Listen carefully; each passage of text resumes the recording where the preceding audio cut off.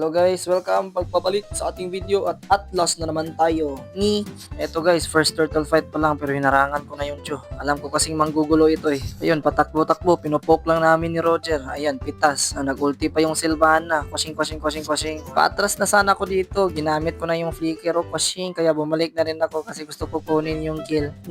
Muntik pa ako mamatay dito kay Valir. Dito guys, muntik na ma-deads yung marksman namin. Buti na lang naka-ulti siya. Salamat sa skill 2, napitas pa yung Chu. Dito guys, inabangan ko sila sa bush pero di ko na malayan na may ulti pala yung Valir. Dalawa sana yung makukuha ko dito kasi lumapit si Sylvana. Yun nga lang, nag-ulti si Valir na immune sa CC ko. Okay lang mamatay guys kasi napitas din namin yung core nila. Dito guys, pinagtutulungan namin ni yung Pobius tsaka biglang dumating yung mage nila. Ginamit pa yung flicker. Eto, naka-flicker ako at nag-ult ako sa kanila. Perfect opportunity kahit hindi pa ma-burst ni Yin.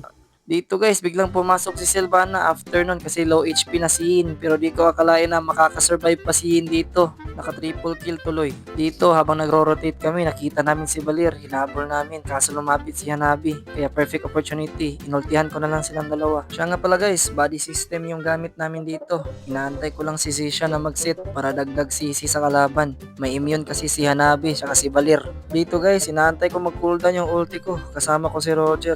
Gusto ko silang pasukin dalawa kaya pag flicker ko, eto, naka-immune CC yung Hanabi. Buti na lang nakababa si Zishan dito. Goods din yung emblem na pinalit ko kanina guys, yung support na boots. Pag mag-cancel to, mabilis to guys, parang kay Johnson. Eto guys, gigil mag-set. Ayun, nag-set sa hangin. Wahahaha. At this time, malapit na yung Lord guys, kaya nag-chat na ako sa kakampi ko na mag-all-in set na. Dito, nakita ko yung Zishan niya nag-ulti, kaya na-stun sila lahat. May opportunity akong mag-set sa tatlo. Ayun, pushing.